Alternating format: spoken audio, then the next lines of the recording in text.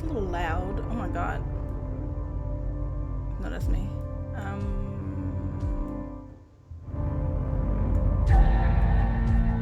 Let's.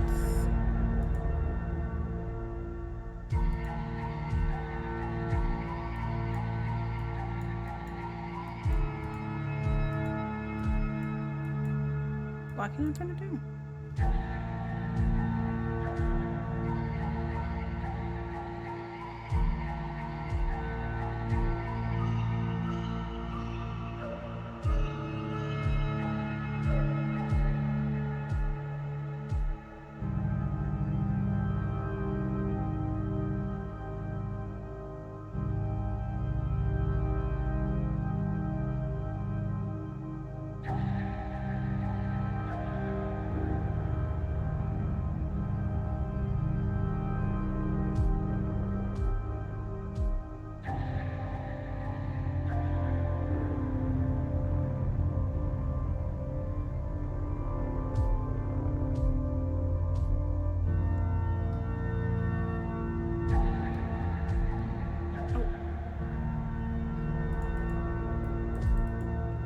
I'm trying to turn the volume down.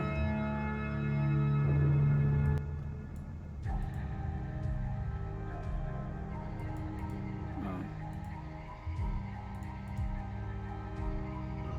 That should be fine. I hope. Okay. This game contains graphic content that is not suitable for children or those that are easily disturbed. Player discretion is advised. Just trying to play little games until God of War comes out. It's free on Steam for Mother Matron. So, oh, I had to click on it. Okay. The Mother Matron loves you and considers your health incredibly important. The pessimist's credo, or one of them, is that non-existence never hurt anyone, and existence hurts everyone. Thomas Ligotti. The conspiracy against the human race, a contrivance of horror. My consciousness swirls in an inky black river of nothing. It feels familiar. I've been here before. And every time I am here, I always think it's going to last forever. And yet, wakefulness. Somehow, my consciousness stirs. What's that sound? It's nasty. Where am I? I feel so strange. Deeply numb and lost. Almost.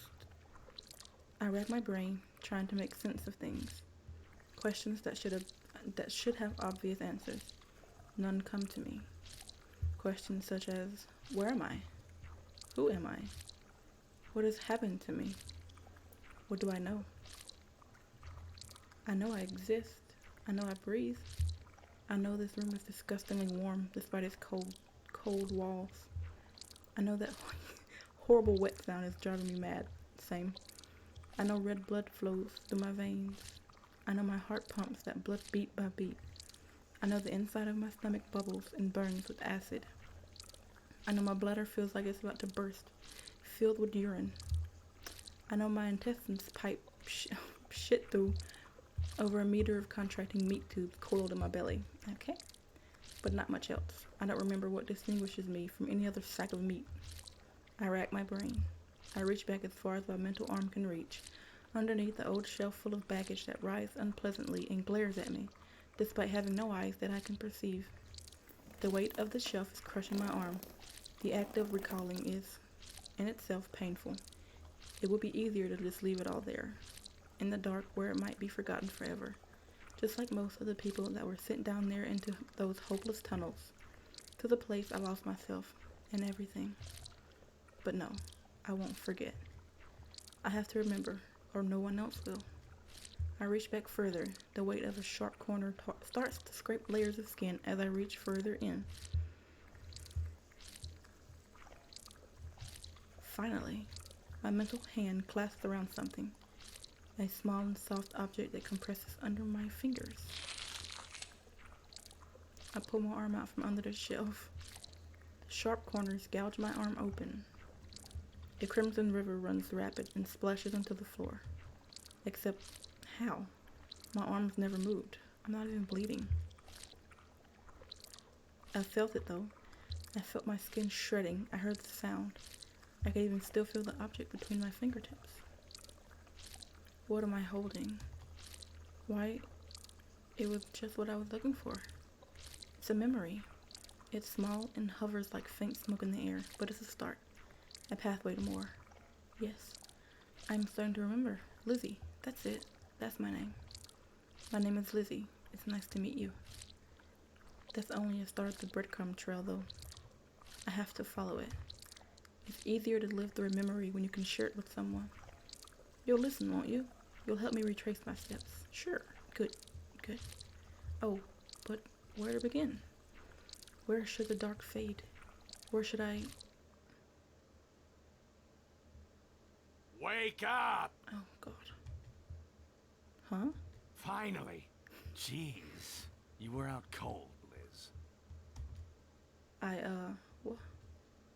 I was covered in sweat. My eyes darted around like flies to figure out my surroundings. I was in the hangover of a deep dream that clung to me like glue. In front of me was the blurry shape of a person, a boy. Young man?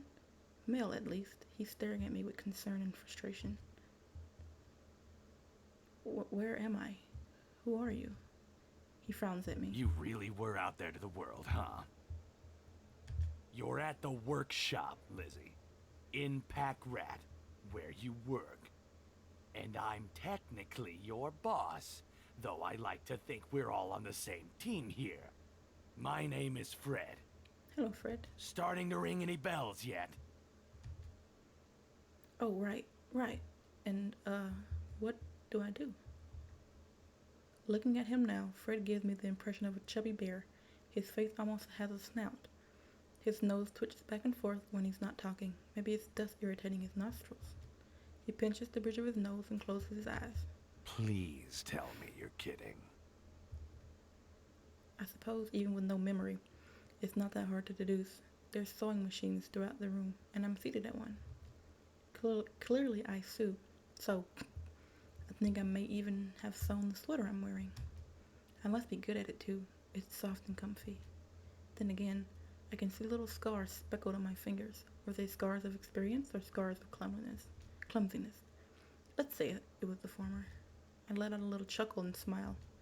Yeah, I am. How'd you go in there, huh? In truth, I was only half kidding.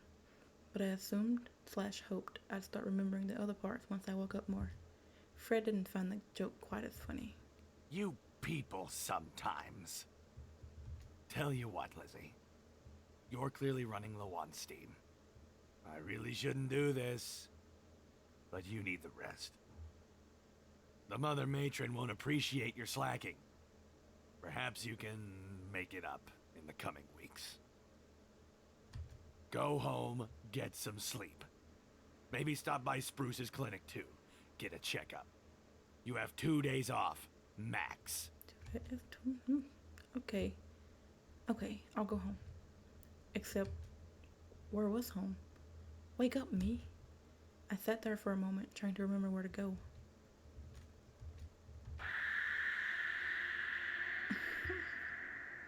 Lizzie! Go! Okay. Yes, sir.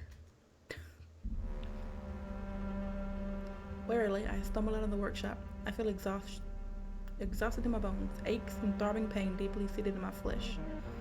There is a dreamlike haze resting on the world around me. It feels unfamiliar. Clearly, this is a place I should know. This is apparently where I work. And yet, I have no idea where I am. I rack my brain and I pat my pockets, hoping to find a clue. Fortunately for me, there is one, a small notebook. I open it and thumb through. Bits and pieces are starting to come back to me as my eyes scan the scattered diary entries, notes, and doodles. I finally find the most helpful page. Friendship, stay away. Right, I remember better now. The boss was correct. I was in Pack Rat right now. Named so because I evidently feel the area is. Every building here is some kind of workshop or storage zone. Some places here are packed so full that you can barely walk around them. More broadly speaking, I'm in the boarding. The town I call home? A secluded place and makeshift walls made from whatever was available: scrap metal, old furniture, repurposed rubble. Outside the walls is an endless miasma of fog that obscures things. No one's really seen what's out there, and anyone that's attempted to explore the mists has never returned. If I had to describe this place, I guess I'd say it's like a half empty glass filled with dirty water. The glass is fragile too. Does that make any sense? Well, it does to me, anyways. More important than the metaphor, though, I know where home is now, and I could feel it deep in my bones that I needed to sleep.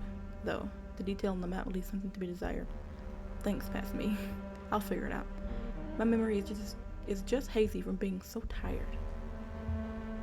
And so I picked a direction and started walking. Is it still loud? I don't know. Yeah.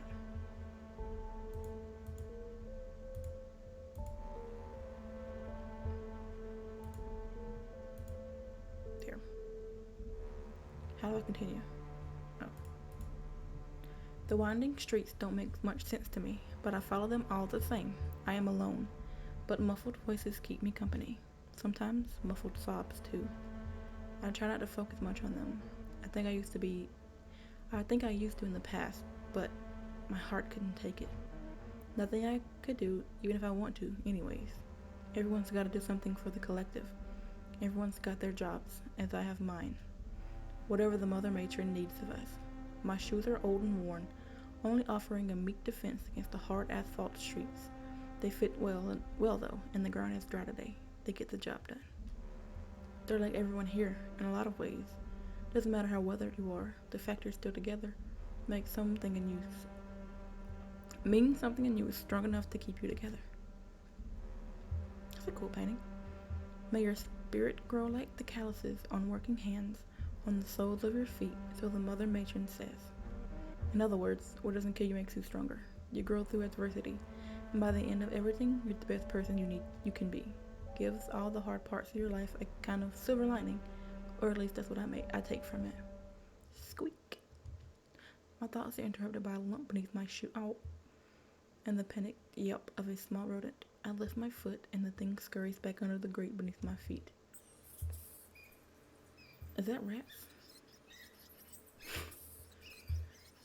There below the street is a tunnel full of thousands and thousands of rats scurrying for dear life through endless canals. I doubt the poor things even know where they're going. Though when I stepped on some, I managed to climb its way up out of the grating, only for my clumsiness to scare it back where it came. I kind of felt awful inside for that. Throughout the boarding is a network of tunnels designed to funnel the endless swarms of rats underneath our feet. No one knows where they come from, but they flow like water beneath the streets. Thousands upon thousands of rats, compacted against each other, covered in filth and God knows what else, waste matter clumped in their... Our primary source of What? Excuse me? Our primary source of protein. Some kids have to fish for rats, sorting through ones that are too sick and diseased to eat and ones healthy enough for consumption. The yield is never particularly high, and the rats never particularly taste good unless you know how to prepare them. The one I stepped on had to have been rather spry, the poor thing. I could only hope maybe my unintentional intervention gave it more time before some killed and impaled it on a stick and roasted it. Blech. I don't want to think about this anymore. I decided to keep walking to Spruce's clinic. Hello, Spruce? You here? Yes, I'll be right there. Stitching someone up back here. Please, take a seat. I sit down on a stiff chair with minimal padding. It makes my tailbone ache, but I'll endure it. Spruce is known as a resident healer of the boarding. She taught herself by reading pharmacological and medical books she found in the library, as well as through experimentation. This isn't to say there aren't others that try their hand at medicine, but to put it simply, none of them are as good as Spruce. I cannot read. Whew. If she can't fix you up, you're out of luck. Healthy eating, healthy living. She walks in the room. Ah, Lizzie. Been a while. Those are some dark bags under your Thanks. eyes. Working long hours? Not sleeping lately? Guess not. I passed out at work today. Fred told me I should see you. She rolls her eyes and gives a fake laugh. Ah, of course he would. You have to be sick. It can't be his fault at all, right? Jerkwad. Let's give you a checkup anyways. Follow me to the exam room. A small joke, as the exam room is just across from where I'm sitting. She gestures for me to sit on one of the beds, and after doing so, she does her usual routine. Checks my BP, pulse, shines a light down my ears, nose, and mouth, lightly strikes a mallet on my knee. I look around the room, noticing that it's gone under some renovation since I last visited. I'm amazed you found the time to decorate the place. It's looking good. Oh, thanks. I squeeze in a little here and there. Usually when I have to watch someone close while they sleep. That's a creepy way of putting it. Oh, you know what I mean. Folks in recovery. At least a few people that experience seizures. Stuff like that. Anyways, I'm proud of how it's looking. Genuinely can't believe I found that poster in such nice condition. I'm happy with how the Phoenix has turned out too. I look towards the bony fella at the side of the room. What about him? Is that a real skeleton? Spruce checks my heartbeat and my lungs using a stethoscope. Nah, it's plastic. A patient that scabs and junks a lot gave it to me as a thank you. Trust me, if I wanted to get a real skeleton, I wouldn't have to look very hard. Really wish I had a skull, though. She nods and puts down the stethoscope. Everything seems good from what I can see. But that's just what I can see. Tell me how you're doing. Anything odd lately? Odd sensations, pain, nausea, shortness of breath, stuff like that? I'm a little sore, but I think that's just from overworking. Maybe bad posture and being tired. I've also been seeing things. Hmm? What kind of things? Sometimes, sometimes I'll be standing there and the world suddenly shifts. Like right before my eyes, it turns into something horrible. Horrible sounds, flesh growing where it shouldn't be, things that aren't really there.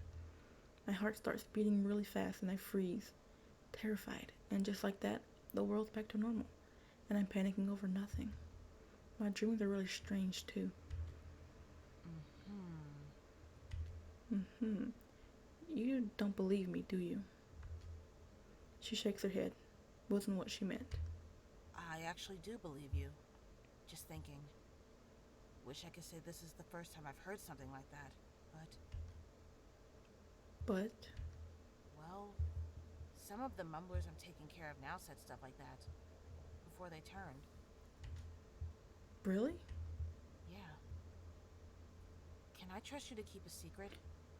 I'm only telling you because I think it's important you know. Sure. Contrary to what people think, the Crepuscule isn't the only place where mumblers are made. Not anymore, at least. You're kidding. Not in the slightest.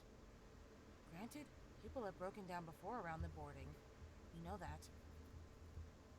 Lots of our neighbor brothers and sisters struggle with feelings of anxiety and depression. But this is different. Mumblerism, or whatever you want to call it, is a much more rare and severe thing. Oh. It's like Oh. a complete detachment from reality. People stuck in a looping nightmare that never ends. And all they can do about it is ramble. That's Mother help us.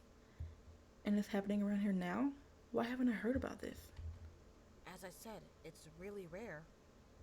I only have a few cases out of all the people I treat. And if the AC gang's been dealing with any, they sure aren't sharing. I'm trying to keep it under wraps, as I haven't gotten to study enough people to get a grasp of the emerging symptoms or causes. And I don't want people to panic. Mumblers already don't get the best treatment by most people. Imagine how people would be if they jumped to the conclusion that they're contagious. Burn them all. Just kidding. I can see what you mean. To be clear, I don't want you to jump to the conclusion that that's happening to you.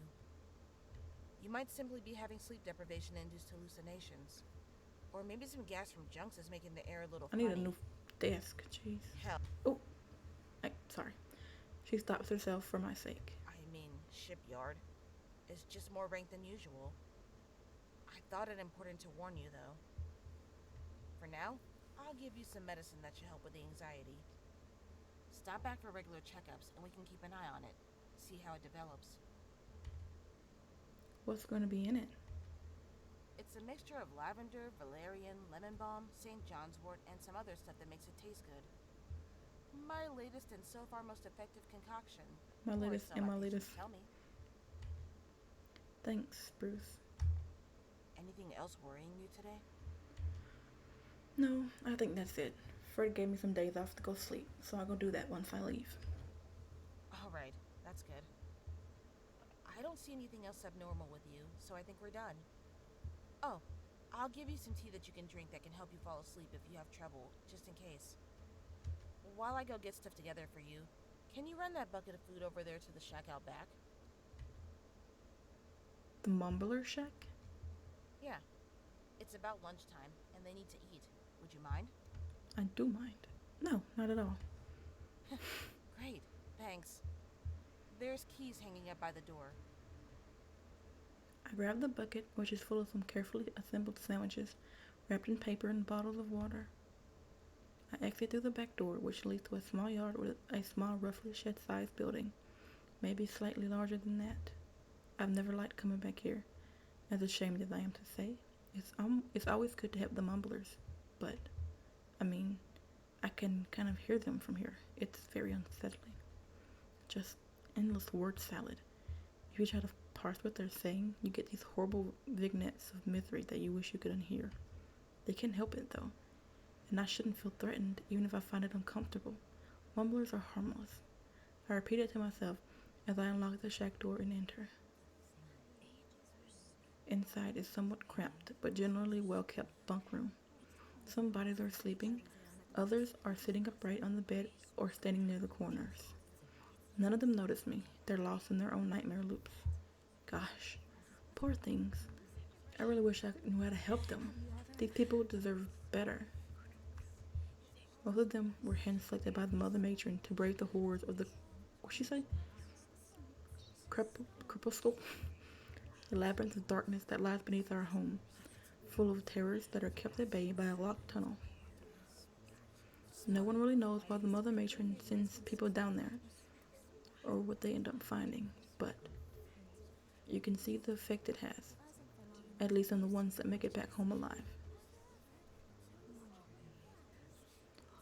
I shudder to consider what could have happened to the poor souls that didn't return.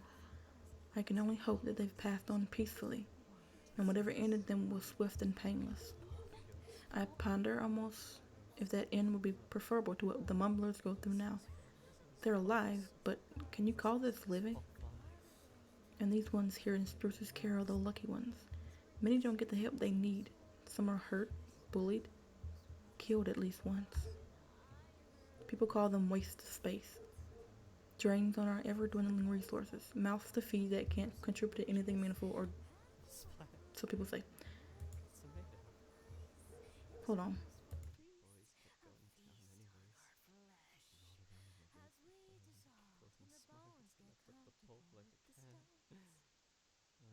Couldn't take it anymore, and he used a rock to crack his head open like an egg. Well, Billy's yolk spilled on the floor along with the egg whites. It wasn't his fault. It wasn't Tim's fault. I swear to God, it wasn't his fault. What do you mean, where's the milk? What do you mean, where's the milk? Have you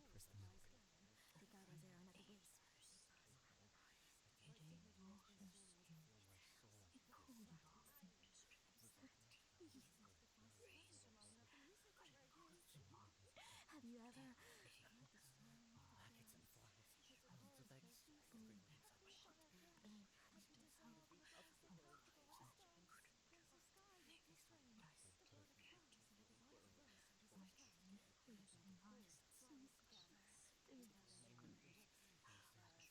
bodies where dignity has been stripped.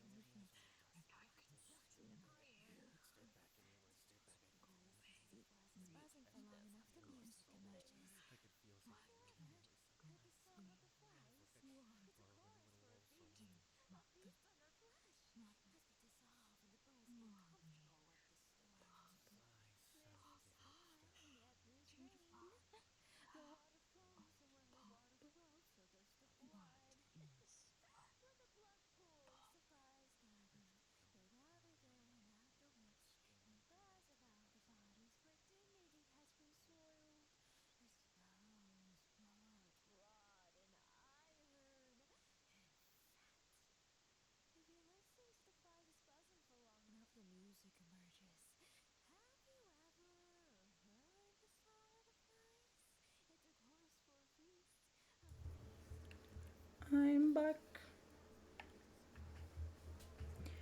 Dog was barking at the mailwoman.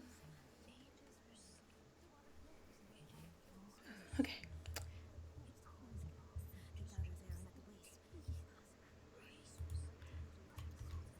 But they're people. They didn't choose this. To be so broken. They need help. They need love. I wouldn't want people to take care of me if I ended up like this. I mean, I would want. I don't know. Maybe that line of thinking will lead us to starve to death someday. Would my morality hold up when my body is dying from weeks of no food?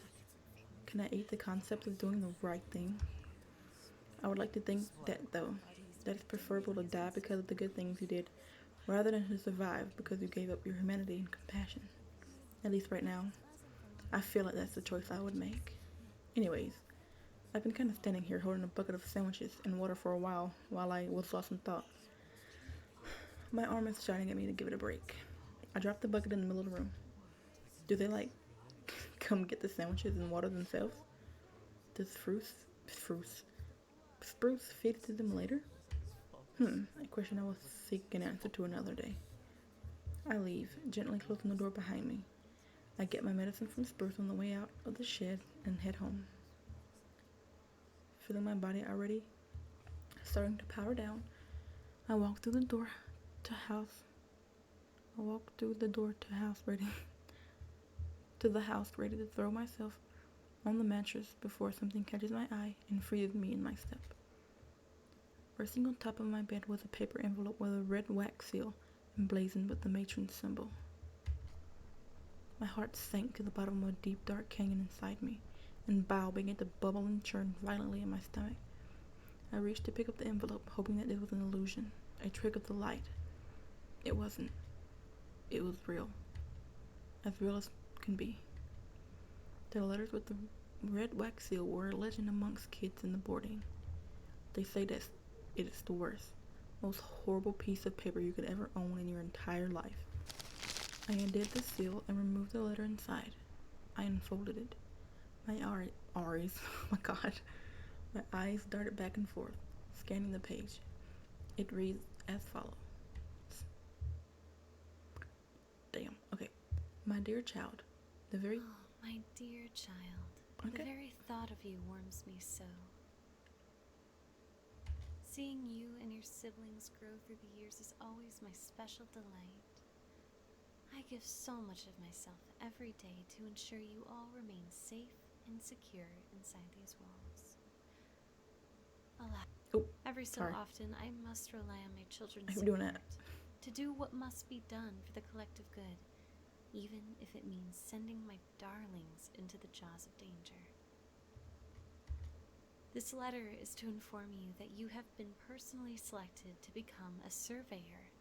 This is a title of great honor, bestowed upon those that will brave the depths of the crepuscule for your Mother Matron's pride, as well as the continued survival of the boarding. Ain't no problem. You will be paired with 2 boys named Pucks and Rich. As soon as you receive this letter, you are to meet with them, make preparations for your journey below, and visit me at my dwelling in Mother's Tower. Attempts to shirk your duty will be met with severe punishment. I didn't get the letter. I didn't see this. I will see you soon, my dear, with all the What love letter? in the world. Your Mother Matron. I stare at the letter. My legs begin to wobble. My hands start tremor. The letter floats to the ground, like the way they describe leaves in books. I start breathing fast and hard. My entire body quakes. My eyes roll to the back of my skull as I pass out and collapse to the floor. Night-night. Oh, I'm back here. Did I die? Was that everything? Was that the end of my memories? Kind of abrupt, to be honest. Did you ever hear the story about the girl in the sweater? No. Of course not. It's still being written. I hear it gets downright grisly. I'm so excited. Okay. What is this thing? What am I? What are you? What are you? What is anything? Anything was nothing at all. This creature can hear my thoughts? Everything and anything were nothing once. Then they became something. I think things would have been better if they stayed as the disease called existing is widespread and cancerous, extremely virulent. It infected everything that was nothing and forced it to deal with the pain of being. Forcing things that exist to be happy that they exist. Manipulative. Terrible. But enough about things. Pardon my language, but what the fuck is this thing talking about? And why does it kind of look like me? Ignoring my confusion, the creature steps around me and outside of my vision. It fiddles with something behind me. The slurping sound grows faster. This world fades again. I'm awake again, deeply confused, but awake. I sit there on the ground, frozen for a while, before reality hits me again. I stare at the painting on my wall, the Mother Matron. Out of every person here that could have ever been selected, she ends up picking me. My mind is back to the mumblers in Spruce's clinic, them and the endless drowning madness that's consumed everything about them. Entire people with dreams and personalities erased by trauma. Why? Why me? I think back to how I was supposed to work in a few days. How I was supposed to visit Spruce again, to make sure I was better, to keep living longer. No matter what I wanted to do, the decision was made for me. Mother needed me. I was not the kind of person that wanted to find out what happened when Mother's disappointed. But where to begin? After some thinking, I decided a good place to start would be by asking my neighbor sisters. They're a pair of twins named Janine and Katie. I like to think we were pretty good friends, and I was glad to have them as my neighbors. They approached her front stoop. Katie was reading a book with a faded cover while her sister painted her nails with jet black nail polish. Katie! Hey, Janine! Wait, she has a voice now? Hey, Lizzie. Hey, Lizzie. You seem chipper. I thought you'd be more gloomy. What do you mean? Oh, well, I saw the poster come by and drop something off at your place. They don't come by that often. Phew. Surprise, the mailboy doesn't want to visit the shit zone. Oh, I didn't explain that, did I? Well, you saw on the map that my home is in a place called the Shipyard, right? It's not exactly called that. See, it's actually named after the fact that this area is where the majority of the sewage and the waste is discarded. I'm sure you can guess what the actual name is knowing that. Shipyard, maybe. Cursing makes me feel bad though, so I call it the Shipyard instead. You absolutely cannot evade the smell here. It's awful, sticking to everything like a film. I've gotten mostly nose blind to it at this point, fortunately, though sometimes I still have to break out the perfume. Is it one of those letters? What do you think? Yeah. Red seal. Oh no. No! Ouch, hope you don't die or lose your mind. Thanks. Janine! What? Just being real. It was nice knowing you. Don't be so insensitive! It's okay. I'm still processing things, but I'm holding it together. I still have things to do before I go. Anything we can help with? Well, Should I ask them anything? Lucky you. I had a phase where I read nothing but books about surveyors. Just in case I ever got picked, you know? The Mother Matron wrote some books on them that you can find at the library. If you know where to look, there's also unauthorized books about them that were put together by people who knew the surveyors before they left. I wish I had time to go read them. Honestly, they're kind of dry and sad. Best advice I can give you, preparation is key. Try to be ready for everything and anything. Also bring something sharp. Hope that helps. Okay. Thanks. Oh, so I only had one chance? Sorry, I don't think I know much more than you, I'm afraid. Yeah, the books never really went into what's down there. The Mother Matron never really talks about it other than how dangerous it is. And there's not any first-hand accounts of it to go off of. The most anyone seems to know is that it's like an endless series of tunnels with dangerous creatures inside. Some people say the Crepuscule is constantly shifting and morphing, almost as if Crepuscule. it's alive. I cannot say that. But that's just a rumor. Again, no first-hand accounts. Janine gives me a puzzled look. I thought you were a fan of hers. A fair point. I guess it's odd for someone that has a framed painting of a person to not know much about them. I mean, I look up to her and read the scriptures like most everyone else, but it's different than meeting her in person. She nods understandingly, then shrugs. Fair enough. Unfortunately, I've never met her, so I wouldn't know. Katie shrugs with an apologetic expression. She also has never met her. Nope. Can't say I know them. Katie? Me neither, sorry. Maybe you should ask around the market? I'm sure someone there would know. Maybe try meeting Marissa. Meaty She's Marissa. a little odd, but you'd be surprised what kind of information she can dig up. Don't recommend trying her cuts, though. Unless you've got a barf bag. Why is she called Meaty Marissa? Because she sells weird meat. Oh. I thought there'd be more to it for some reason. What more do you need in a name?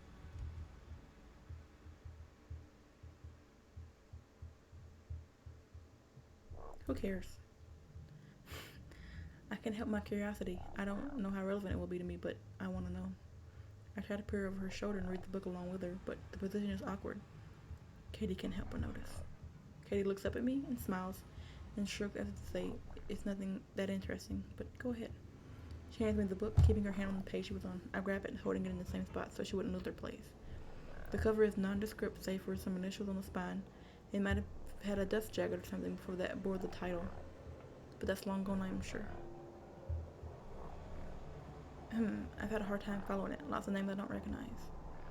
So something about someone named Nix, and people or creatures hard to tell without the context they gave birth to, and then people that those children gave birth to. Must be some kind of fantasy novel or something. Doubt it has much relevance to my situation, or if it does, I sure can't see it. I smile and hand the book back to Katie. Okay, one more. Sweet, dibs on the bed. Janine! Lighten up, I'm kidding. Kind of. Let's be real, though. Would dying really be the worst thing that could happen to you? Oh my god, what is with you today? Oh, like you and I haven't had this exact conversation before. Everyone else wants to make happy. Like the toilet bowl they live in doesn't stink of shit. Doesn't everything about this place make you feel like closing your eyes forever sometimes? Janine, what are you even saying? That we'd all be better off dead? Kinda. Not like I'm rushing to the noose or anything, but I feel like it would be a relief. That seems like a really sad way to look at life. Life can be hard, but there's always bright spots worth seeing. I'm with People to Janine. love, happy moments that stay with you forever. Katie doesn't see it.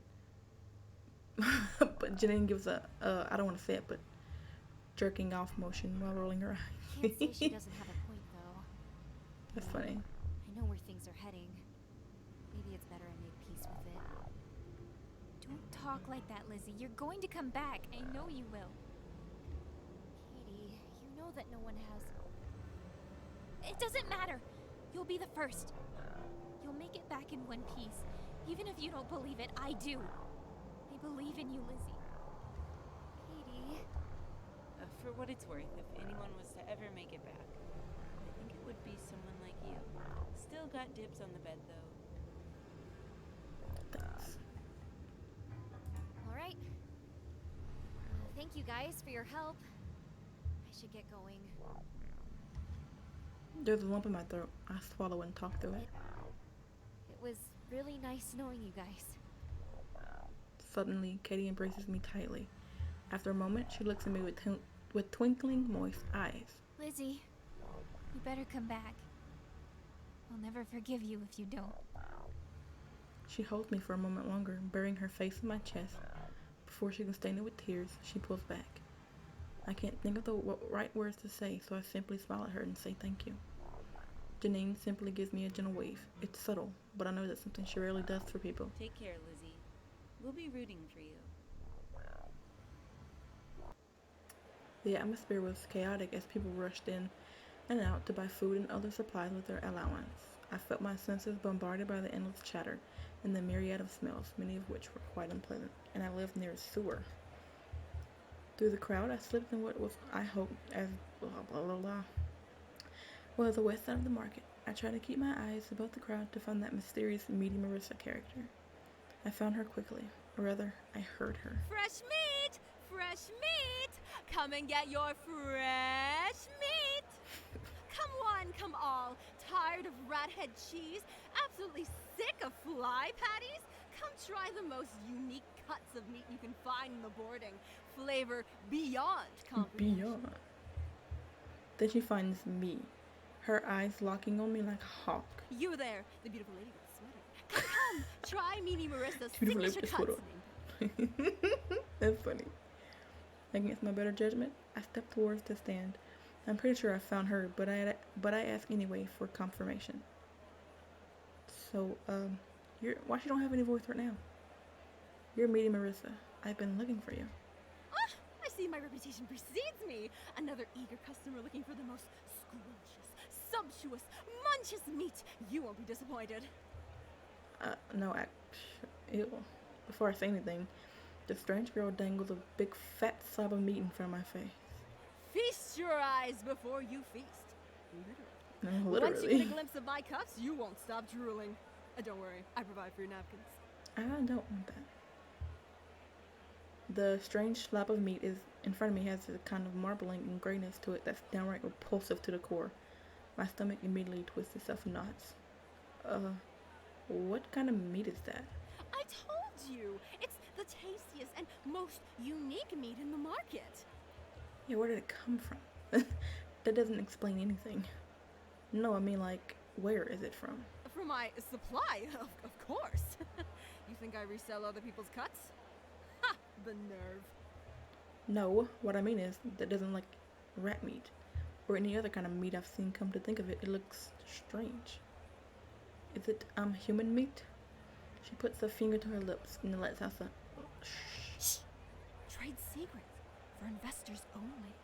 Well, You know what isn't a secret, though? How delicious it is! Read the reviews. She thrusts a long piece of paper in front of my face. Apparently, it's full of real reviews by her customers, written by hand in a messy script. Unique, tastes like nothing else, not the worst I've had. I would describe it as edible. A journey into Flavor Town. I must taste. Eat it right now if you can. She withdraws the review scroll. Come on, it's only 30 Jirok. Savor the flavor. Doesn't it look succulent? Mouth-watering? Doesn't it get that stomach grumbling? She sure is insistent. I asked myself morbidly, should I buy it? From here on, you may encounter situations where you have a limited amount of time to make choices. To survive, you will need to act fast and think carefully. The penalty for running out of time will vary depending on the situation. In some instances, it may be inconsequential, but others, possibly not. Sometimes it may result in instant death. In other instances, Lizzie will only rely on her gut. Will have to rely on her gut, and she might make sure that you don't want. Be wise, alert, and cautious. Good luck, and don't forget to save your game often. No. No. I slapped myself in the face mentally. What the hell was wrong with me? No way. I decided to move on and just get what I came there for. No, I'm good. Oh, come on. Don't be a window shopper. Don't you know that's rude? Come on. I'll even let you try a bite before you buy. The enthusiastic girl chops a small amount of morsel off the slab and sticks on a fork, sending it towards me. No, I don't want any. Listen, I just need some information. I really need to find someone. The girl's expression turns. I would not eat that. I'm not going to. Some nerve you've got. You're not even a customer, and you expect me to help you. Yeah. Please, I really need your help. I'd rather not tell her, but I don't see another way forward. I lean in close to afford myself a measure of privacy. I was selected to be a surveyor. I needed to find who I was paired with.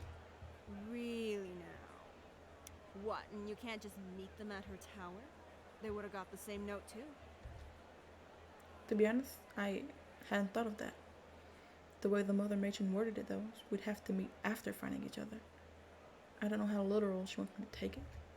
Also, what if I end up being there by myself and she sends me down to the depths all alone? I don't really want to risk it. Please, I really need your help. I'll pay you. The girl strokes her chin. Okay, fine. Stop giving me those sad baby rat eyes. I'll help if I can, but no promises, okay? 18 Drak up front. Thank you. Here, take your money. I'm looking for two boys. One is named Pucks and the other is named Rich. Don't know a lot about Pucks. Rich, though, you're in luck. Rich is a friend of mine. Well, an acquaintance, I guess. I don't know how he feels about me. I don't want to make assumptions. I like him, though. He's such a soft guy. I can see her eyelashes flutter wistfully as she thinks about him. Suddenly, she remembers what she's actively being watched by another human. No, I didn't mean like that. Like friendly like. Understand? Anyways, he lives in one of those bunk houses near the west edge of Forgot. Careful, though. The ACs have been swarming around there lately. That's odd. The bunkhouses are right near the border between Forgot and Nobai. Aren't they encroaching on Spruce's territory? Some major shit went down there apparently near the friend shed.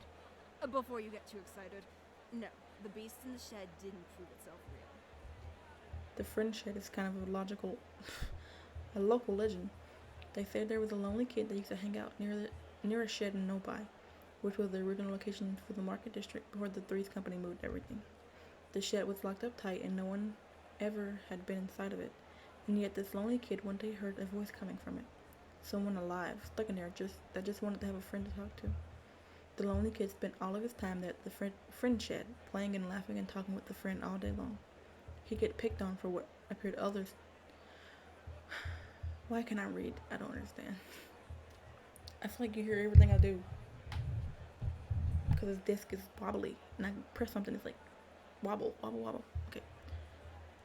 He picked up... see, I can't read. He'd get picked on for what appeared to others as him just talking to himself. See, what is... why did... Any attempt he made to prove that there was a voice in the shed ended in failure, with the voice remaining silent when anyone else was around. The kid didn't need to be believed, though. He had the friend he wanted. But then, apparently, the shed got unlocked. The kid went inside and was never heard from again. It's worth noting that if the shed did unlock, it was locked very soon after, as it's still boarded up tight. I'm sure the kid was real. Urban legends have usually a small nugget of truth in them somewhere. However, I think what really happened to him was that a troop of the AC gang might have simply killed him while trying to rob him. They hid the body, and since the kid didn't have many friends, no one looked. No one tried to find where he was buried, and so his fate instead became part of the tapestry of a legend. Kind of sad in a way. Some dudes got killed up there, though. They were an isolated patrol hanging around up there, and they got killed. They don't know who was responsible, but they suspect the killer is hiding out in Forgot. Spruce gave him special permission to do searches in limited areas, starting with there. Spruce is the unofficial mayor of Forgot, and she's backed by a peacekeeping institution that calls themselves the Four-Leaf Clovers. Given the AC's violent tendencies and selling of drugs, they don't get along. So for her to allow them to look around in Forgot is really abnormal.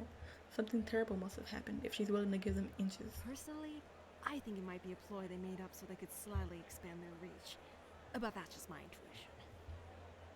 Surprised I didn't hear anything about any of this until now. AC's gotta project an aura of being in control if they want people to take them seriously. It makes them look bad if they can't handle some punks slicing their boys apart deep in their own backyard. They're trying to keep it under wraps until they get the guy. I see. Anyways, back to Rich. Can you tell me where he lives? Oh, great. Got a map? I can show you where it is.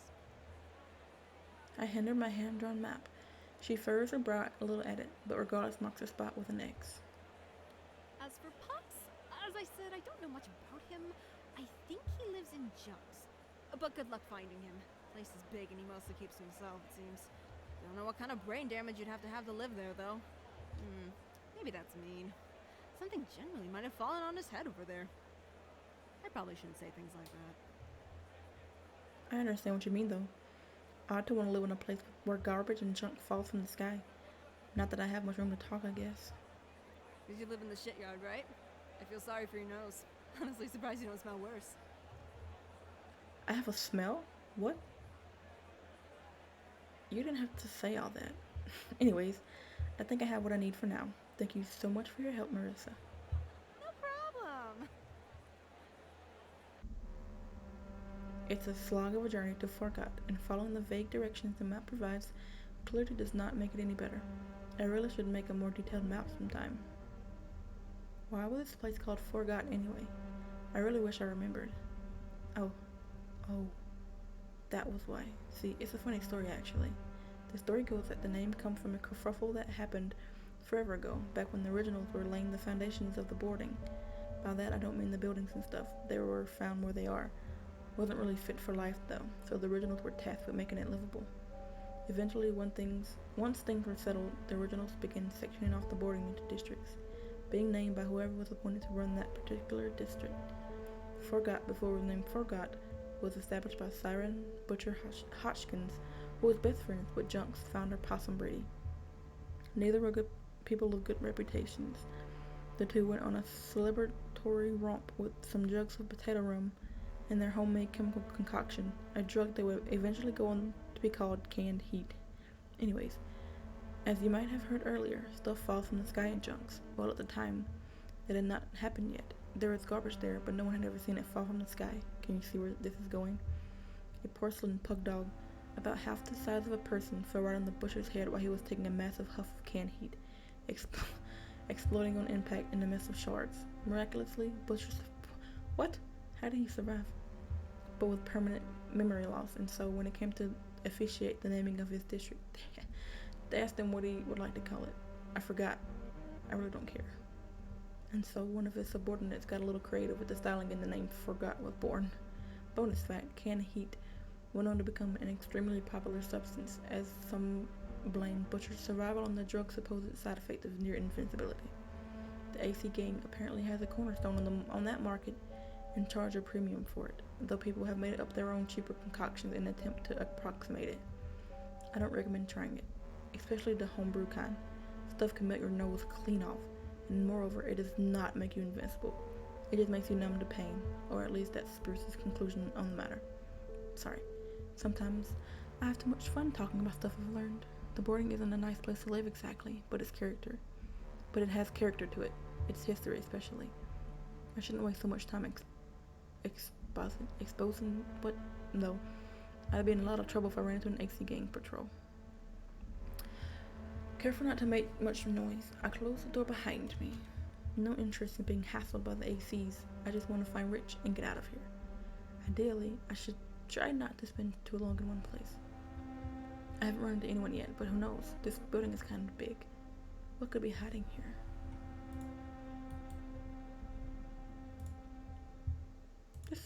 You gotta make sure you save a lot, so hopefully just Rich. The walls are scuffed and filthy with peeling paint that flakes off like petals on a dying flower. A musty smell of mold, and mother knows how many years of dust that's been clinging for dear life, waiting for the living to send it flying. Less graffiti than I'd have expected though. People with creative bones usually get a lot of inspiration from terrible places, it seems like. No, there's something. The entrance hallway terminates in this odd junction between rooms, a small set of stairs leading to darkness. The Mother Matron's seal has been painted on the wall above in spatters of red paint. I really do not like this place. Something about it makes the hairs on my neck stand at attention. I feel like a rat in a starving cat's house. Nothing to be done, though. I have to keep moving before terror paralyzes me. Immediately, I begin to regret not having thought to bring my lantern, already at a fork in the road, with each path obscured in shadow. Which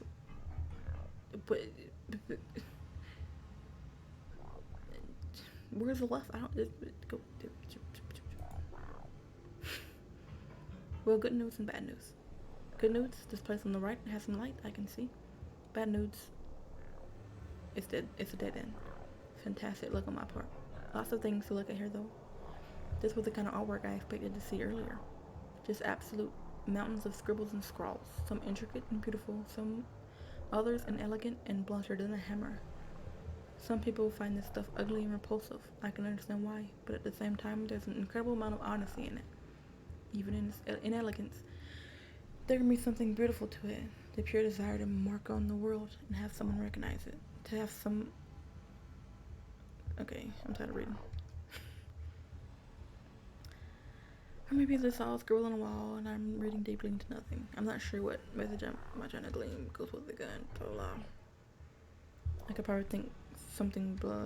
But I'm tired of reading. Your mother is going to happen. How profound, moron. Touch my pee-pee. I'm sorry. Thank you for everything. Oh, I'm sorry. I lost my mind. Thank you for everything. Did this make you look? Did this make you feel cool? Nothing worth living for. Something terrible. That something terrible is going to happen. Is that a foreshadow? I don't get to talk to that many people, so maybe that's why I'm drawn to defacements like this. It's like I'm getting to chat with strangers, hearing the most important things in their mind right at the moment they were here. Something terrible is going to happen. Mother Matron forever. AC for life. Your mother's going to happen. Touch my pee-pee.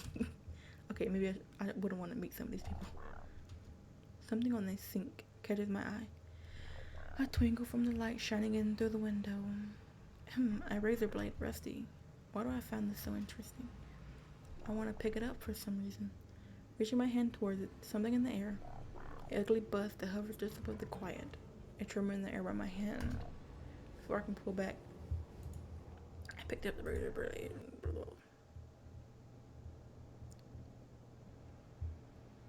A bathroom in an apartment complex on the wrong side of town. A bathroom in disrepair. A woman with dark, messy hair has some white tablets in a plastic bag. She delicately pulls one from the bag and stares at it. A flurry of feelings are resting in her stomach. No blinking, her hand trembling slightly. The feeling of tiny ants hopping on and off her body, crawling around with their prickly little feet. For a long moment, she simply stares at the tablet. Then a part of her wakes up. The part of her that was born years ago during a party that went down in the annals of history in her mind. A place and a time that will never come again. Not even processing her actions, the girl has taken a razor. She proceeds to chop a section off the tablet. She uses a ceramic toothbrush holder to crush it. Using a straw. Blah blah blah. Okay. Flame in the nasal cavity. She shuts her eyes as they roll back into her skull. The crackling fire turns a rapid onset of rapturous ecstasy. But it's not enough. More. She's on the edge. She can feel it. Just a little more. Snort, snort. Was it enough? No, more. One last tablet. For sure this time. The process repeats. And then, there it is. She no longer feels like she's in a filthy bathroom. She feels like she's ascending. She passes by Icarus and then the sun. She waves at angels at heaven's door. The vacuum of space welcomes her with open arms. The night sky behind her eyes that comes when the drug is in her system. A feeling that everything is fine. The party is back on. The music is loud and thumping. And then the girl loses balance. She's jittering like a roach in bleach. She cannot say a word. Beside you in time. What? I feel so strange. My head is swimming. What just happened to me? Did I black out? Is this that thing I heard about when you're so tired to start to dream while you're awake? Ugh, I need to get a grip. I should keep moving. I make my way back where I came. Well, go towards the center. follow the center path and find nothing but pure darkness. Absolutely cannot see a thing. Now I really wish I brought my lantern. The shadow is encompassing and thick like a sauce. I feel as if I can feel it. It's sticking to me and my clothes. I feel like I'm being soaked to the bone in shade. A film of black mucus clinging to my clothes and skin, and yet I feel compelled to keep moving. And so I walk and walk and walk and walk and walk and walk. Suddenly, light. Faintly from dying bulbs mounted to a wall, but light nonetheless. This place could useless. Blah blah blah. I really don't like it here. The tunnel continues forward. Keep follow. Oh, go to the door on the right. Oh, this room is starkly empty. On the ground in the center is a pile of bloody minced flesh. The blood seeping out of it and soaking into the concrete. The room stinks of pennies, pungent enough that it tickles my tongue too.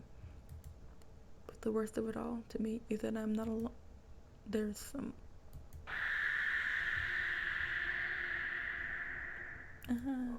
I raised my hands to defend myself, and shut my eyes in terror. I could not bear to face what was about to happen to me. Then, nothing.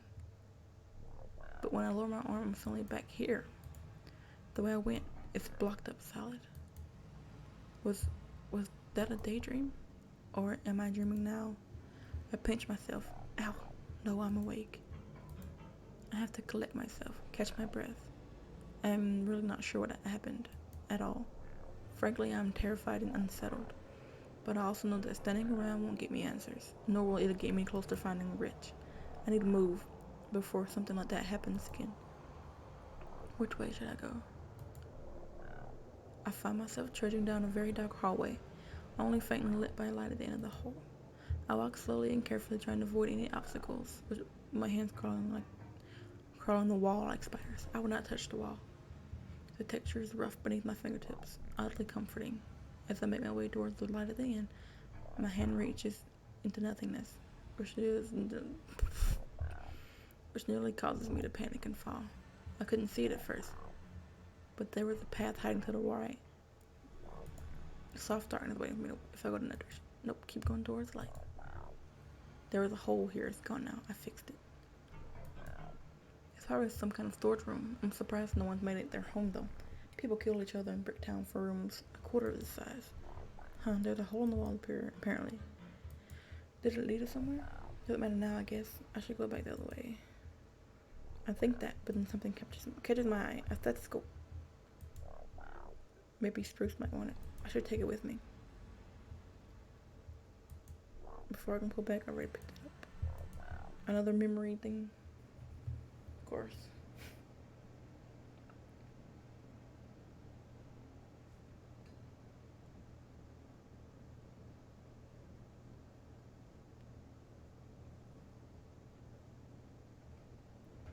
A sterile room, and in it sits an... I wish I could read. Sits a nexus for the lost and destitute. A woman sits there, a bundle of nerves. I scan the room. The walls are barren, except for the symbol. The cabinet still at the side room, full of stuff. An undo button of sorts, she thinks to herself. The girl ponders how much money must have been spent in vain to prolong the lives of people like herself, people so hopelessly stuck in their own brains or in the cruel chemistry of their own bodies that they cannot help but pursue self-destruction, people who carelessly treat their lives just as disposable as tissue, people willing to burn every bridge, turn over every stone, leverage every asset, all for just one more time. Hospitals and medicine, as far as Loretta was concerned, were for people far more deserving, people that will actually get better, people that actually want to get better, not filth like her. Part of her wishes her mother had just given up on her for her own good. Then it would be way easier for Loretta to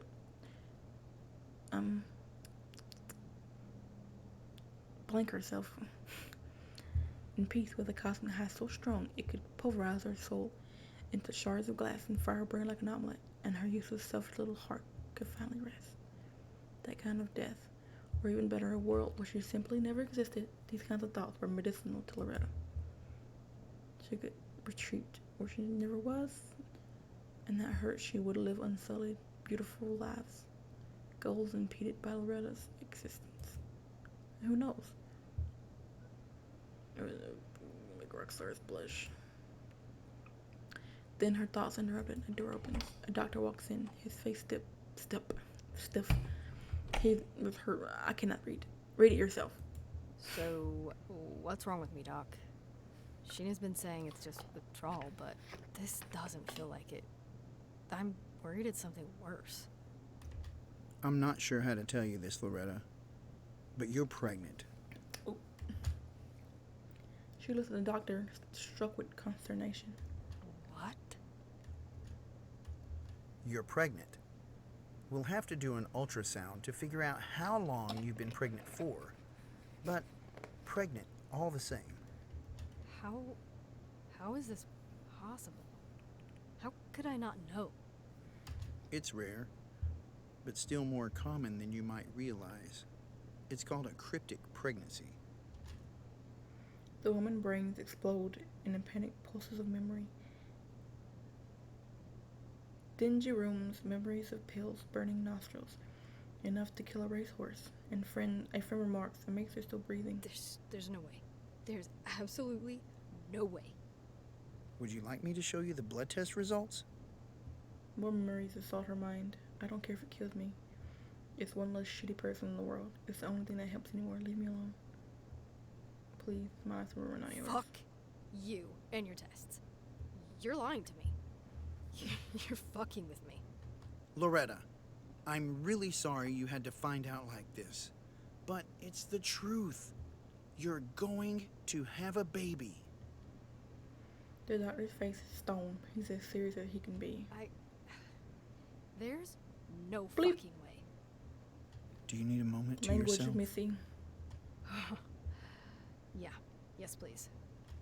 The doctor goes to leave. He stops, looks back at the woman for a moment.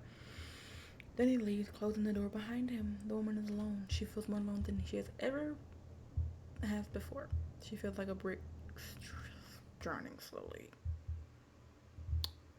Wow. I think I'm going insane. Or I'm on the cusp of it. Lovely. Do I even want to try to make sense of what I just saw? No. Later. In a less creepy place. I go back and head down the side who I walked past before. Come to the river, pick yourself a body bag. Oh, that's cool. Is that what? Don't look over there. With a single doorway, glimpsing out the window. Second or third floor, it's hard to tell. Was the lunch just underground? I didn't go up any stairs. The building doesn't make any sense to me. More artwork. Some of it seems to glow faintly in the dark. A message to come to the river. Pick yourself a body bag. I really shouldn't stick around long, but for some reason I feel like I want to stay in this room. No, you don't. Keep going. You don't want to.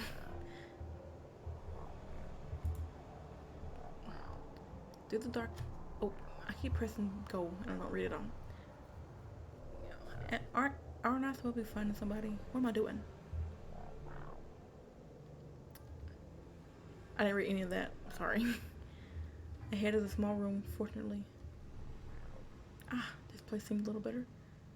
The warmth of the light coming in from windows is comforting. From what I can see here, there's a bathroom to my left and a door at the end of the hall. Step in the bathroom. Ew. It's filthy. Look at all that grime and dirt. How big were the pigs anyway? Because they fit in this room? I hear they can be very stinky. They sound cute though. I kind of wish I could hug one. Pigs are crazy. Not crazy, but they're kind of weird. Scary, I mean. I smile at the thought before I twinkle on the ground, catches my eye. What's that? Reaching my hand towards it, something in the air. It's a ripped off fingernail. I don't want to see it. That's disgusting. Another one. It's a dark tiled room, locked door. The room has not been cleaned. It sits in darkness.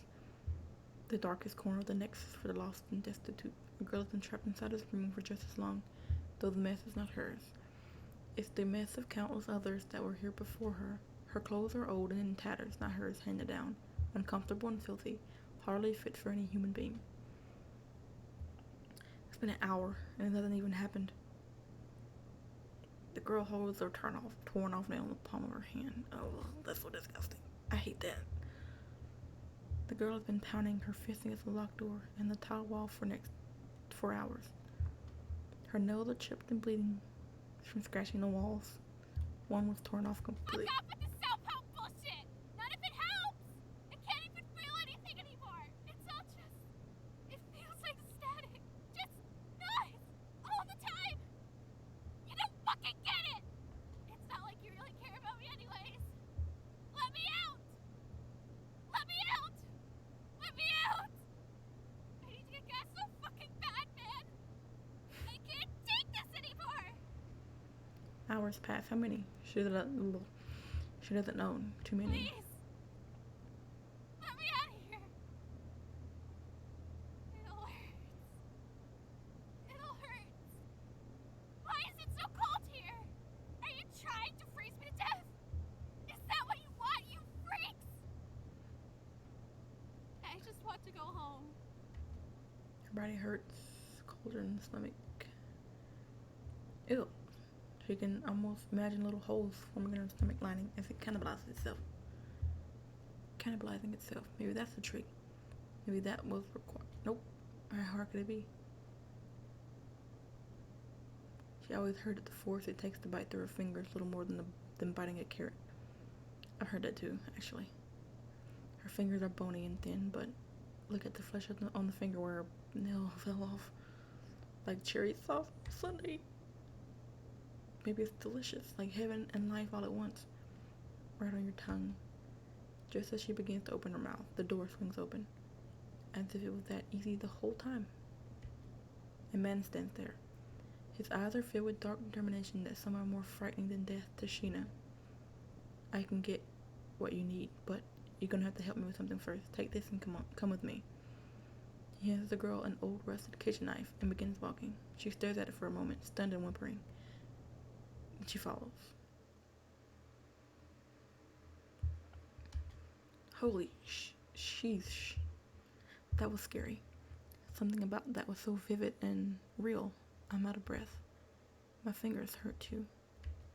I should get moving. There's gotta be something better through that other door. At the very least, I don't want to be here anymore. You know, call me crazy if you want, but I have a good feeling about this door. Oh, Mother, I really am going crazy. Oh, Mother. Get it together, Lizzie. Get it together. Oh, that scared me. Hello? Is anyone here? Yeah, I'm here. I shrieked and stumbled backwards. Where the hell, heck, did you come from? You're not gonna speak? But like where? You popped up out of nowhere. Oh, over there. He gestured to a small, cramped-looking hole. I'm sorry. Is there a bed in there or something? No. Sorry. So you don't sleep in a bed? Just a little hole in the wall? Yes. Ew. He fidgets a little. I had one for a while, but a couple of those AC gang guys came back and took it. Not that I minded. They needed a place to sleep. I'm happy to help. Ground's just fine for me. Haha. Did they threaten you? I'm fine. Oh, not at all. Oh, that's good. They just kept punching me over and over until I gave it to them. They didn't bother to threaten me. This poor kid. I don't recommend taking the chair, by the way. It makes your tailbone hurt after a few minutes. Also, the one leg just to come off sometimes, but it just slap back. That's so funny. The table is good though. I really like to keep that, but if it stops you from punching me, I don't mind giving it to you. Please leave the blanket here though. I don't like eating off the floor, and the last week the neighbor brothers lost their frisbee, so I had to give them my plate. I'm not here to take your stuff. Oh, you're not? That's a relief. What are you here for then? I explained how I got the letter from the mother and needed to find the boys. Oh, I got one of the letters too. Why aren't they speaking? I wasn't really sure what I was going to do about that. I thought about just heading out to Mother Matron's tower, but they were still around earlier. You didn't run into any of the ACs, did you? Oh, no, I know I didn't. I think it's safe to leave now. I pondered telling him about some of the other things I saw on the way here, but he'd probably think I was insane. You're rich, right? My name is Rich, but I don't have any money or anything. Again, not here to take things from you. I literally just told you I came here because of the letter. Alright, sorry. Force of habit. Nice to meet you, Pucks, I'm guessing? No, my name is Lizzie. Weird. You look like a Pucks. This is strange. I'm not sure how to take that, but okay. I'm guessing that means you don't know who he is or where he is. Nope, not at all. Why does he sound proud when he says that? Great. I'm sorry. No, it's okay. We'll just go look for him then. How about we head to the market? I kind of worked up an appetite trying to find you. Sure, that sounds great. Let's go. He leads the way to the building and I can't read. It's along the way that something unnerves me. Despite just coming back the way I came, I did not enter the same room. I was back at that one hallway just before the junction with the symbol painted on the wall. I freeze. A cold sweat breaks out on my forehead. Am I sick? Hey, Lizzie, what you doing? Something wrong? Nothing. I'm coming. Just a little lost is all. I trot along. Anxiety on me. Like cops. I'm so sorry. I can't move. Too much reading. It still lingers below the surface. I say that as I have a bookshelf behind me. Detuned Radiohead. What does that even mean? At the market, we both realized that our stomachs were empty, so I decided to buy us lunch. We made our way to the market and approached my favorite food stand, which sat far away from meaty Marissa's booth of mystery meat and sold skewers. Oddly, I could almost swear I felt her gaze still. Oh, she's over there. She's keeping her distance. But I can see her watching from behind a barrel. She's laser focused on Rich and has not noticed that I have noticed her. Oh well, I think she's harmless. She's leaving us alone for now, at least. I think she just wants to ogle her crush. I certainly would be better equipped to deal with anything that might happen on a full stomach at the least. The delightful smell of grilled rat? Delightful? Oh, that's the word I would use for grilled rat. But, okay. It causes you to salivate. That's disgusting. I could never resist the succulent chunks of chewy meat that ooze delicious greasy oil. Rich and I both order a large rat skewer. Oh wow, thank you so much. I don't know how I'll pay you back, but if I take too long, just keep your punches in my body and not my face. I have real bad toothaches as it is. Jeez, this kid. You don't owe me anything. It's a get to know you present. I'll just have an extra allowance anyway. That was a complete lie. The allowance part of me, but I wanted to be nice anyway. Besides, who knew if I ever used blah blah blah. I looked to Rich. He was eating as he hasn't eaten. Oh my god. Read it yourself. Have at it. So, you're absolutely sure you don't know anyone named Pucks? Nope, not at all. I'm extremely positive. Why does he still sound so proud when he says that? So we still don't have any leads. Who else could we ask? What is it, Rich? Do you hear something? Huh?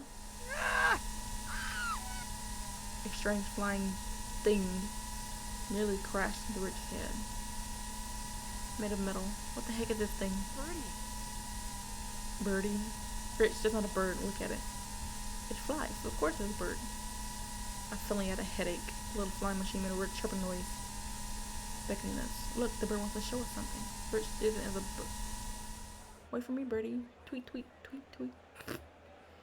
It's not listening to me. I'm going to go catch it. Bye. Hold on. Wait a minute. Hey, wait for me. Is it Pucks? The strange metal flying machine. This thing to and fro. Blah, blah, blah. My mouth hurts. It's been an hour.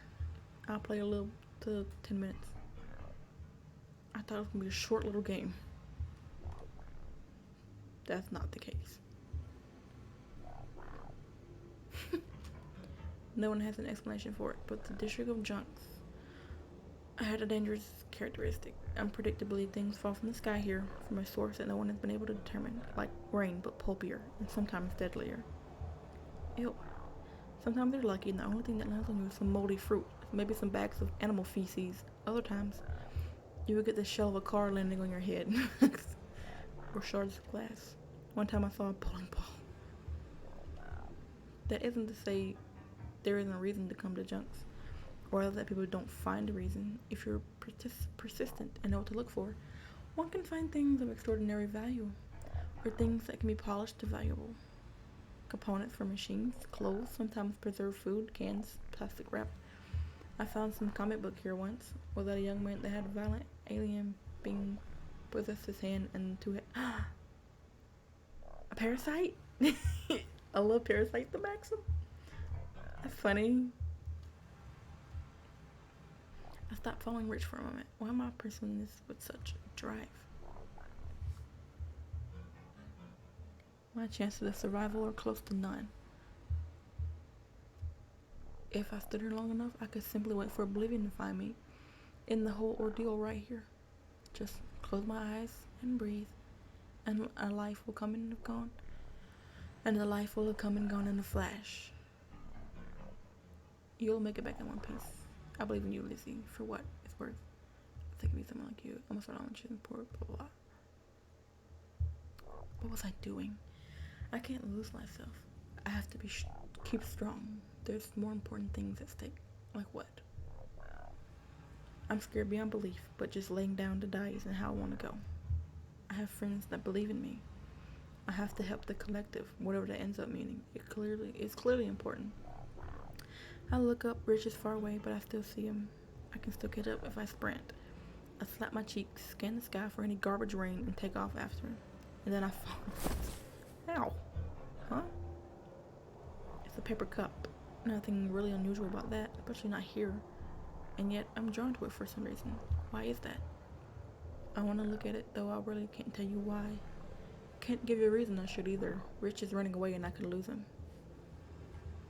Move. It's a waste of time. It's just trash. Why would I want to look at it? Plus, look at it. It's filthy. Yeah, no, not touching it. I keep running and fall off the ridge. After a long, exhausting chase, I finally catch up to Rich in the machine. This building looks remarkably better than any of the structures and junks, which were usually absolutely wrecked. It's kind of eerie, and I couldn't help but wonder how this one building stayed sturdy. Wow, we went pretty far. That was a lot of fun, Birdie. Listen to the beep. It disappeared inside one of the open windows. So loud. My Birdie's gone. I groaned. I was too out of breath to care. I think it wanted us to go inside, maybe. I think so too. Let's go. Appearances can be deceiving. For as relatively nice as the building looked on the inside more resembled the trash heap aesthetic I expected. While the building was clearly intact structurally, there was all kinds of garbage, scrap metal, and tools strewn everywhere. If you told me at the time that a tornado had just torn through the building, I'd have believed you. What a mess. What is this place? It's my house. They look alike. A tall boy with a grumpy face and a black metal helmet because of the garbage. Birdie! Oh my gosh. Is that Birdie you're holding? What do you do to Birdie? What the hell are you... Give me the little machine you have in your hand. Oh, you mean the drone. It ain't a bird, moron. Birdie! It's not, but it flies. Have you, never seen a picture of a bird? Or do you have holes in your brain? Oh, so it's not a bird? I guess you're right now that I look at it closer. Lizzie, why didn't you tell me? I did tell you, darn it. Don't have time for this shit. You said your name was Lizzie, right? That means the kid with the detuned radio for a brain is rich, I assume. Yes, correct. You wouldn't happen to be Pucks, would you? Yes! Fucking finally. Looking all over for you two. But you were just standing around in your house. What do you think the drone was for? It's got a camera. I was using it to look for you. Huh? That's really cool. Where'd you get it? Made it myself. You'd be amazed what cool shit you can find around junks if you know where to look. Machine parts and electrical components lying beneath the garbage, just waiting to be put to use.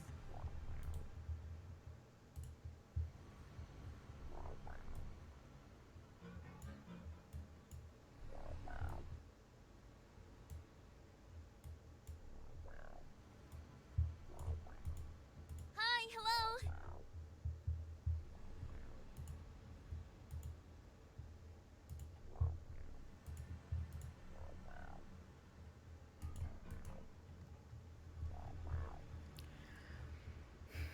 There's a glint in his eyes as he talks about it.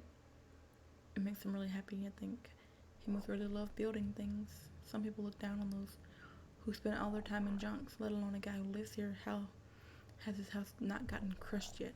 But I kind of admire it. Takes a lot of resourcefulness to be able to wade through the garbage and scrap and find stuff that's useful or make something new out of it. Whoa, that's amazing. So is that the camera on the front? He nods proudly while tapping the bulbous camera orb. Whoa, how are you able to see the pictures though? It has a UHF transmitter on the rear of the chassis. It can beam a signal back to the antenna on my portable TV. I have to be careful though. If I block the line of sight between them, the signal doesn't come through. He talks excitedly and fast. It's hard to follow all of the details. He seemed really happy about it, though. Wow, I didn't understand much of that at all. I think he's saying the drone sends the picture to his TV, so as long as they can see each other. Oh, I see. So using that, he was looking for us? How did you know what we look like, though? We're all strangers. Yeah. I didn't. Oh, so is he even actually looking for us then when the drone found us? Oh, so he just found us by accident? Yeah. So really he just wanted us to think he was using his drone for something productive when he probably just playing with it. You were just having fun flying it, weren't you? For a moment he looks like he's about to explode. Anyways, we have to get going, don't we? Yeah. Gotta do what Mother says, right?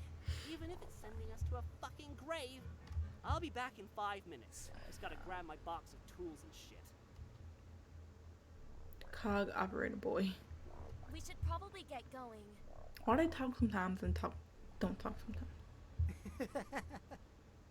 Yeah, we should. Together we make our way to the Mother Matron's monolith. Okay, well, this is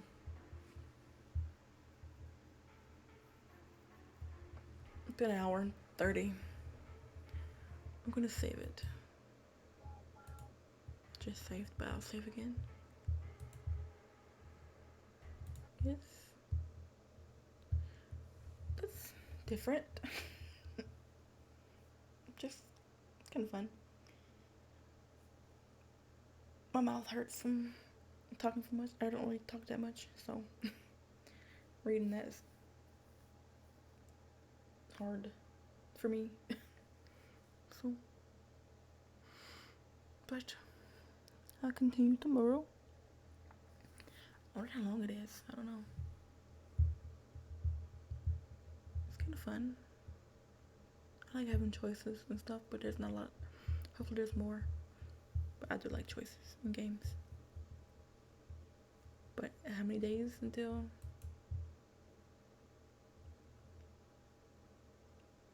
Come out the 9th or the 8th? God of War comes out Wednesday, I think. So 4 more days. I think I'll wrap this game up in 4 days. I don't think it's that long.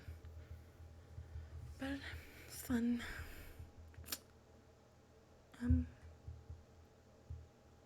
I'll put this on YouTube if you guys want to check that out. I have some of my past streams I have on there, like both